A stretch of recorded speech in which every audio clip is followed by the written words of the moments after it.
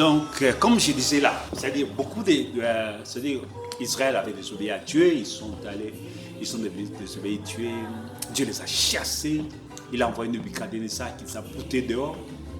Beaucoup de Juifs étaient dans la désobéissance, pas dans la crainte, même pas dans la crainte de Dieu, dans une vie de péché, tout ça. Quand ils sont allés arriver là-bas, donc c'était le livre de Daniel, parce que le livre de Daniel et le livre d'Esther se succèdent. Donc, quand ils sont arrivés là-bas, beaucoup de Juifs, ils sont abandonnés, ils se sont dit, où est le Dieu d'Israël? C'est Dieu qui nous a abandonnés. Mais ils ne savent pas, c'est ça ce qui arrive sur beaucoup de gens. Beaucoup de gens ne savent pas que c'est à cause de notre désobéissance que Dieu nous a abandonnés. C'est ça ce qui arrive beaucoup. Que quand quelque chose arrive, quand il commence une relation, Dieu n'est pas là. Mais dès qu'il y a des troubles, c'est en ce moment-là qu'il commence. Comment Dieu a fait ça? Comment Dieu peut me laisser? Mais non. Est-ce que tu as commencé la chose là avec Dieu? Tu commences les affaires seul. Tu commences les business seul. Tu commences ici seul. Sans que tu associes Dieu à ça. Mais dès que ça ne tourne pas, c'est en ce moment-là que tu te plains contre Dieu. Attends, tu dois être fou. Tu n'as pas associé Dieu dans cela. Est-ce que tu as prié d'abord avant de commencer ça? C'est Dieu qui t'a dit de faire ça. C'est Dieu qui t'a dit, je serai avec toi dans cette affaire. Tu as associé Dieu dans ça. Non, tu n'as pas associé Dieu. Mais quand ça ne marche pas, c'est à ce moment-là que tu commences, tu deviens ennemi de Dieu à cause de ça. Non, assume, parce que ça vient de toi. C'est toi-même, assume. Alors, les enfants d'Israël, ils sont désobéis à Dieu, ils sont marchés dans la poudre, ils sont inadorés, ils commençaient à adorer des idoles, toutes sortes de dieux, ils menaient une vie contraire à la parole de Dieu. Et Dieu a envoyé Nebuchadnezzar qui les a boutés dehors. Quand vous lisez le livre de Daniel, vous allez voir la suite. Je vais parler de ça plus tard. J'ai déjà parlé de ce prêcher sur ça, je vais encore revenir. Alors, les livres comme j'ai dit là, les livres de Daniel et d'Esther sont les livres qui se succèdent.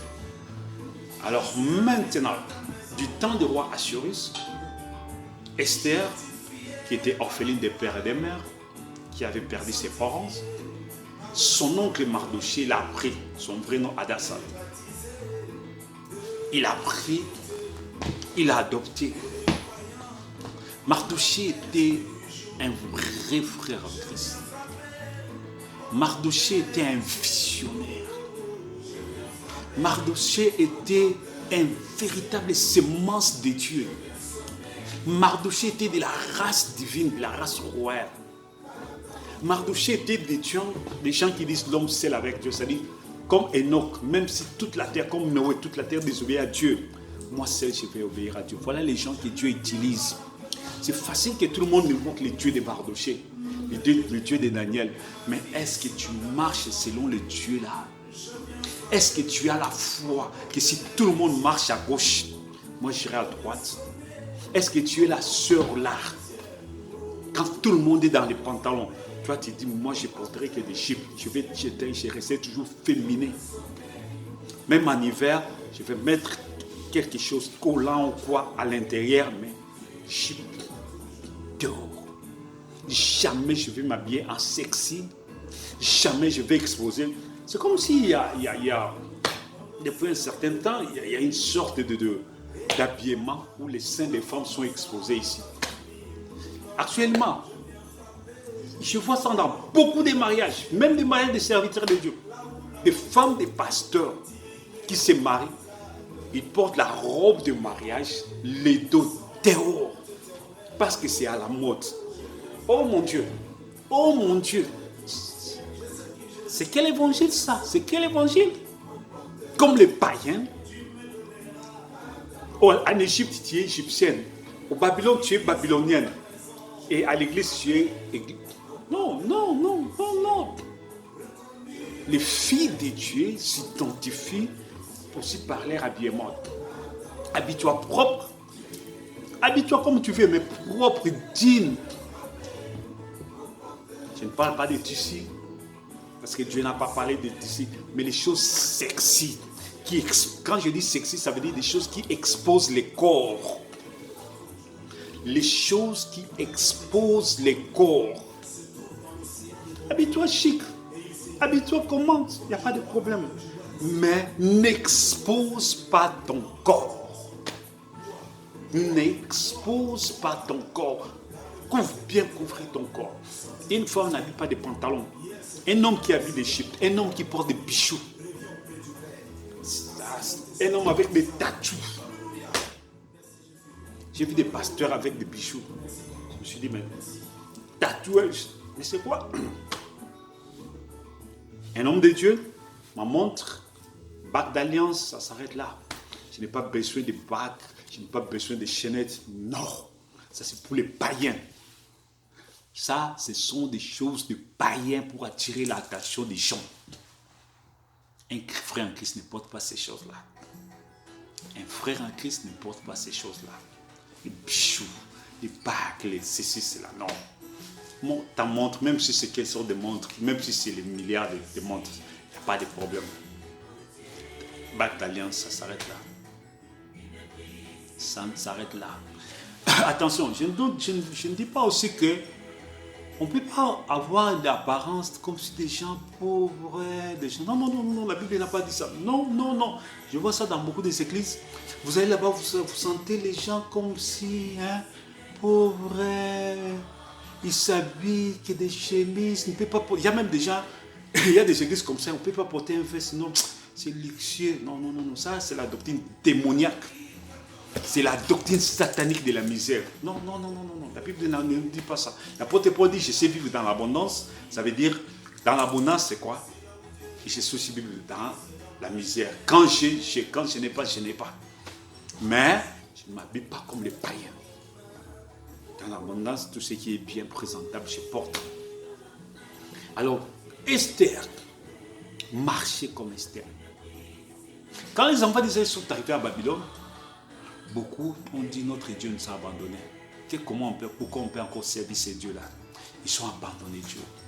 Beaucoup de filles qui étaient vierges ont commencé à sortir avec les gens. La vie était dure, la vie était difficile. Il faut trouver un garçon pour vivre. Il faut trouver un garçon pour... Même le travail, là où il travaille, il couche avec ses patrons, il couche avec ceux.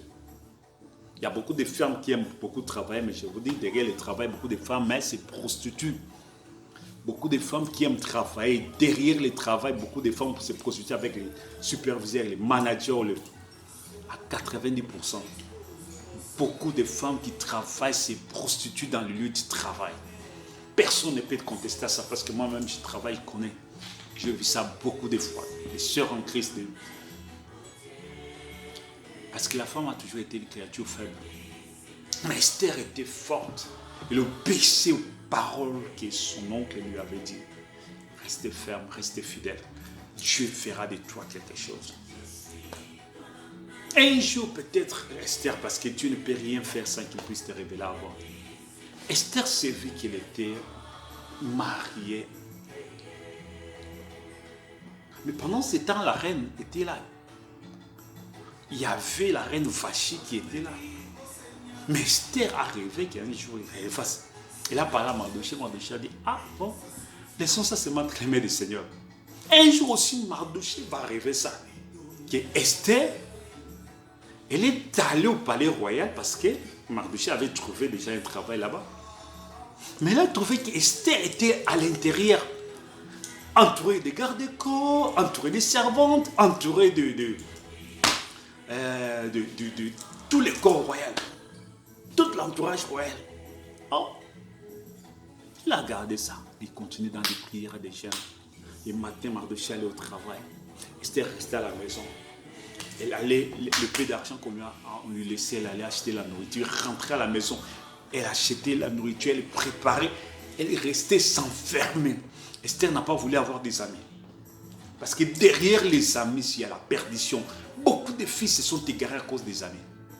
À cause des amis, beaucoup de filles se sont égarées. Beaucoup de filles ont pris la mauvaise voie à cause des amis. Et la vie, qu'est-ce que tu attends? Là, c'est ton oncle. Est-ce que c'est lui qui va te marier? Tu attends quoi? Il y a un gars là-bas au coin. Tu ne penses pas que quand Esther sortait, il n'y avait pas de garçons? Il y avait des garçons qui les côtoyaient. Il y avait les garçons qui les draguaient. Il y avait des garçons qui la baratinaient. Tu lui as dit, attends, tu vis chez ton oncle. Attends, quoi? Attends, tu es la femme de ton oncle ou quoi? Parce que tu prépares, mais non, il ne va pas te marier, c'est ton oncle. Mais c'est quoi? Moi, je vais te marier. Esther a dit pas question. Il savait que tous ces gens-là venaient juste pour s'abuser d'elle. Il restait, il était obéissant à toutes les paroles que son oncle lui avait dit. Une fille qui reste chez ses parents et qui écoute ses parents, c'est une fille qui réussira, que Dieu bénira. Alors Esther écoutait. Quand le soir, Mardochée revenait, ils priaient ensemble et Esther allait dormir, Mardochée allait dormir. Esther était dans des chaînes de prière avec Mardochée, dans des chaînes de prière ensemble. Ils priaient, cherchaient la face, ils ont souffert. Avant même que Mardochée trouve le travail, ils ont souffert. Mardochée a trouvé le travail. Mais la vie n'était pas telle qu'il faut. Il souffrait, mais persévérait dans la crainte de Dieu. Il persévérait. Mardochée prêchait aux gens. Mardochée prêchait l'évangile aux gens. Il ramenait les gens à l'obéissance de Dieu. Beaucoup de gens étaient devenus incrédules. Ils ont commencé à servir les dieux des Babyloniens. Mais Mardochée leur disait que revenons toujours, prions, tournez les yeux, tournez vers Jérusalem, adorons les dieux d'Israël. Les gens disaient, ah, ce Dieu-là nous a abandonnés. Ce Dieu-là ne s'occupe plus de nous. Ce Dieu-là a fait ceci, cela. Et un jour, ils apprennent qu'au palais royal, la reine Vashti a désobéi. Qu'est-ce qui a fait qu'Avachi puisse désobéir? Parce que vous allez regarder que dans le livre d'Esther, c'est comme ça que dans chaque Bible, dans la Bible, Dieu agit. Dans le livre d'Esther, il y a toujours quelqu'un qui a été élevé, qu'on a abaissé, et Dieu va prendre quelqu'un qui ne mérite même pas d'être là, le placer. Esther, Esther n'était pas babylonienne, elle était déjà disqualifiée. Quand Dieu veut agir, il n'a pas besoin de ta qualification. Tu n'as pas besoin d'être qualifié. Tu n'as pas besoin d'être qualifié, non. Esther était disqualifiée. Il fallait qu'Esther puisse mentir. On lui a dit de ne pas dire, révéler sa nationalité. Quand on lui demandait, il disait que non, je suis babylonien. Comme Jacob, Dieu a couvert ça sous le sang de Jésus. Sous la grâce, parce que Dieu voulait que sa fille arrive là-bas.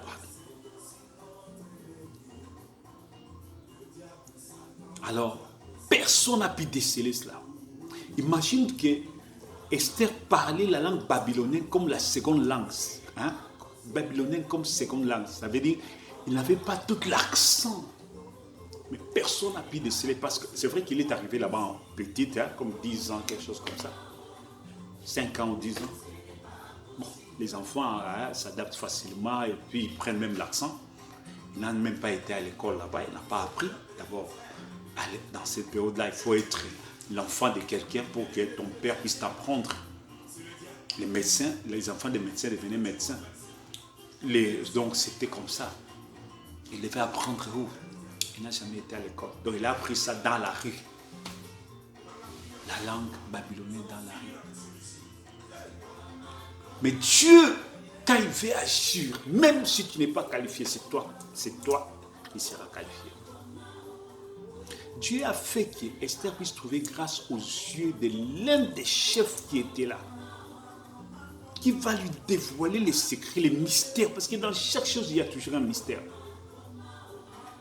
Il devait rester là-bas, prendre les parfaits, tout ça, s'habiller, tout ça, parce qu'il y avait des filles qui étaient belles, mais parce qu'ils vivent dans la misère, leur beauté était cachée. Il fallait qu'ils puissent bien se nourrir pendant 9 mois et tout ça, et bien s'habiller afin que sa beauté puisse s'extérioriser. Mais ce n'était pas tout. Il n'était pas seulement question de la beauté, il était aussi question de la plus grande, la grande même qualification. C'était la beauté intérieure. Il était question que dès que c'est ton tour d'aller vers le roi, il y avait des chambres de part et d'autre. Tu entres ici, on dit, prends ce que tu veux, prends. Dès que tes mains sont pleines, tu arrives devant le roi avec les mains pleines, le roi dit, passe. Demain matin, il dit, rentre chez toi avec tout ce que tu as eu. Or, il fallait que tu puisses venir devant le roi les mains vides, ne toucher à rien. C'est lui qui touchait premièrement au matériel. Mais c'est lui qui venait les mains vides. c'est celui-là que les rois recevaient à bras ouverts et devenaient reine. Esther n'a rien touché, elle est allée chez le roi. Dès que le roi l'a vu, avec l'onction qui était avec lui, parce qu'elle gênait, elle priait, avec la grâce de Dieu qui était avec lui, le roi disait, elle. Esther était choisie. Une consécration, l'obéissance, c'était le fruit de l'obéissance des enseignements. Pardon. Ce n'était pas quelque chose à pied levé comme ça. Non, non, non, non, non. C'était une vie les fruits de toute une vie de consécration. C'était les fruits de toute une vie de dévouement. Une vie dévouée à Dieu, à l'obéissance à Dieu. Elle s'est gardée vierge toute sa vie. Elle n'a jamais couché avec un homme, elle n'a jamais embrassé un homme, elle n'a jamais fait... C'est-à-dire, même recevoir un peu d'argent d'un homme. Il y a beaucoup de filles à cause de l'argent. Ici, je ne prends pas, je vais prendre encore haut. Non, tu es là, mets ta foi en Dieu. Quand c'est le temps de Dieu, Dieu fera. Dieu agira. Quand c'est le temps de Dieu, Dieu va agir. Esther a été élevée, devenir reine. Elle n'avait aucune qualification d'arriver à ça. Sauf qu'elle était vierge. Sauf qu'elle avait la crainte de Dieu. La première, il fallait voir la nationalité babylonienne. Elle n'avait pas la nationalité babylonienne. Donc elle était d'office disqualifiée. Mais quand Dieu te qualifie, personne ne peut te disqualifier. Quand Dieu te qualifie, personne ne peut te disqualifier. Après ces choses, lorsque la colère du roi Assuérus se fut calmée, je lis Esther chapitre 2, je vais sauter. Il y a un verset 5 sur la capitale, un juif nommé Mardoché, fils de Jaïr, fils de Schumer, fils de Kis, homme de Benjamin, qui avait amené de Jérusalem parmi les captifs déportés avec Jéconia, roi de Juda, par Nebuchadnezzar, roi de Babylone. Il éleva Hadassa, qui est Esther, fille de son oncle, car elle avait ni père ni mère. La jeune fille était belle de taille et belle de figure. À la mort de son père, de sa mère, Mardoché l'avait adoptée pour fille. Lorsqu'elle est publiée l'ordre du roi et son édite, et qu'un grand nombre de jeunes filles furent rassemblées à Suse, la capitale, sous la surveillance des Gaïs, Esther fut aussi prise et conduite dans la maison du roi sous la surveillance des Gaïs, gardiens des femmes. La jeune fille lui plut de voir grâce devant lui, et s'empressant de lui fournir des choses nécessaires pour sa toilette, pour sa subsistance, lui donna 7 jeunes filles choisies dans la maison du roi et la plaça sous ces jeunes filles dans le meilleur appartement de la maison des femmes. Esther ne fit connaître ni son peuple, ni sa naissance, car Mardoché lui avait en parlé, défendu d'en parler. Et chaque jour, Mardoché allait et venait devant la cour de la maison des femmes pour savoir comment se passait Esther, comment on la traitait. Et chaque jeune fille allait à son tour vers les rois Assuérus après avoir employé 12 mois à quitter de ce qui était prescrit aux femmes. Pendant ces temps, ils prenaient soin de leur toilette 6 mois avec de l'huile myrrhe, 6 mois avec des aromates et des parfums. C'est ainsi que chaque jeune fille allait vers le roi, et quand elle passait de la maison des femmes dans la maison du roi, on lui laissait prendre avec elle tout ce qu'elle voulait. Elle y allait le soir, et le lendemain matin, elle passait dans la seconde maison des femmes sous la surveillance de Shega, eunuque du roi, gardien des concubines. Elle ne retournait plus vers le roi, à moins que le roi n'ait eu le désir qu'elle ne fît appeler par son nom. Lorsque son tour d'aller vers le roi fut arrivé, Esther, fille d'Abicaï, oncle de Mardoché, qu'il avait adopté pour fille, lui demanda que ce qui lui fut désigné par Hégai. C'est Hégai qui lui a révélé les secrets, les mystères de cette tonnerre, les mystères du 7e sceau. C'est Hégai qui a révélé les mystères du 7e sceau. Il dit, regarde, il y a un mystère caché ici. Ce n'est même pas écrit. Eunuque du roi, gardien des femmes, Esther trouva grâce aux yeux de tous ceux qui la voyaient. Esther fut conduite auprès du roi dans sa maison royale. Le 10e mois qui est le mois de Tibet, la 7e année de son règne. 7e âge de l'église, 7e année de son règne. Esther a trouvé grâce.